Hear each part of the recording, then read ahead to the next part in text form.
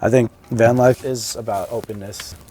You know, you're open to the unknown. And so it's one of those things. Everyone that I've met that does van life gets it at least on the base level of we're in the wild. You know, there's a lot of things that we don't control anymore, and when we go to new places, we don't know these places. We're experiencing them for the first time, or maybe we've been here before, but it's a different season, or I'm in a different neighborhood. So it's just that understanding, that vulnerability of knowing that you don't know everything. Because when you live in your comfort zone and you have the same routine every day, and you know typically what's going to go on, and that something random that happens, you might not bump into the person on the street and like want to have a conversation with them, because that'll change the ebb and flow of your day. Whereas my lifestyle and living in this van, that's almost what I hope happens every day. So to be ready, to be present, where, you know, I'm open to this roller coaster of life.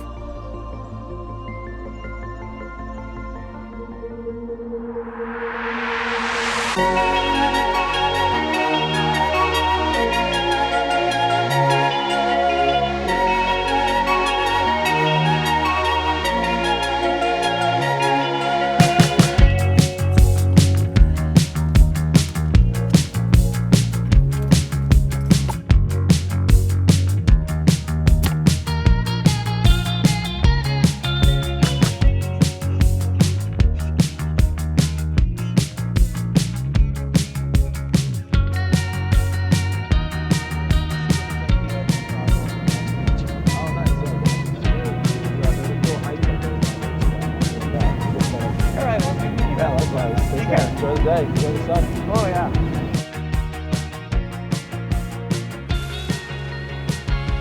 Hey, how you doing? You want to fly it? Yeah, I haven't flown one in a long time, so I had this. Yeah, of course.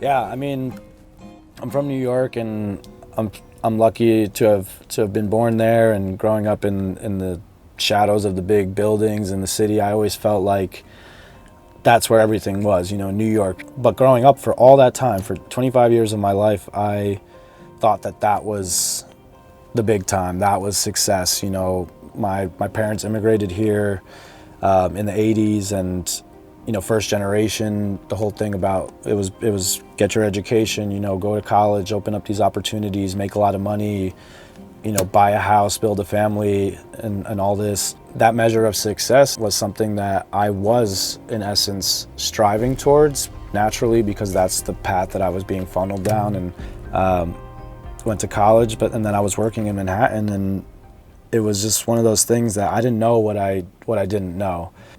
Yeah, I owe a lot to the van, and you know, and you can. So if I'm traveling in this van, you know, tomorrow I can leave tomorrow. I can stay for a few days, but I can be whoever I want. And every day I feel like I have the potential to change in significant ways. You know, I open myself up to being fluid like that, where, you know, one day I feel like this, and another day I feel like that.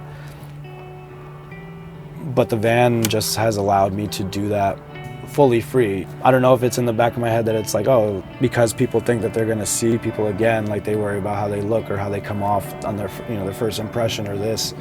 And I think the van allows me to be unapologetically me from the get-go. You know, some people have seen this van here in San Diego before. Some people walk by it for the first time. I'm still going to do whatever I'm doing. You know, I'm still going to lay out in the sun and play guitar and do whatever I want to. And that's just opened me up, and coming out as queer, and just understanding that that's fine. And even though, you know, maybe your family or your dad, or, you know, just the culture as it is might be different from what they're used to, that doesn't matter to me personally. Like and then I realized furthermore it actually almost feels like a responsibility to continue being that for other people that don't feel that courage or that don't have that confidence yet. And so I think the van puts me on a platform where I move around. I think that's part of the reason I open my doors like that. I show off, I flaunt who I am in a welcoming way to say like, hey, you know, it's okay to fly a pride flag. It's okay to wear floral prints or to wear earrings. And that's something that I previously it wasn't okay, you know, like at least where I'm from or how I grew up, and it's something I never felt like. I never was someone to knock that down, but I also never saw it for me. And I think that was the wall that I've passed these past few years, and with the van specifically was because it's just I see that for me, and I've been able to grow and learn about myself and explore and do new things, and it just keeps on providing more and more, you know, because the more authentic and you are and the more vulnerable you can be, but it allows other people to come into your life and support you and to understand you, not understand the person you're pretending to be or that you show outwardly.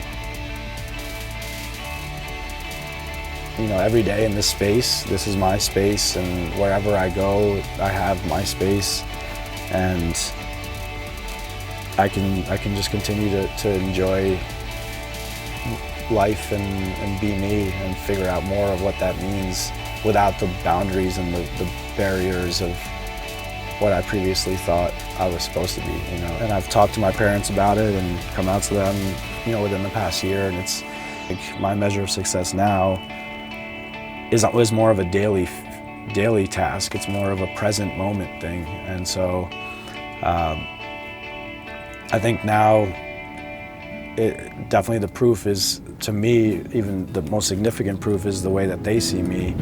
And they understand now that it's not about what they wanted me to be, it's more about who I am and figuring that out. And so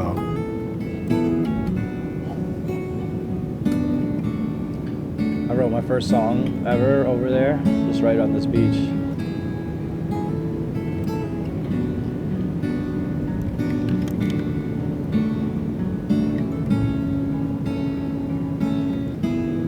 It's uncomfortable to walk this world alone. We're all looking for someone, wandering for miles all alone, just longing to feel home.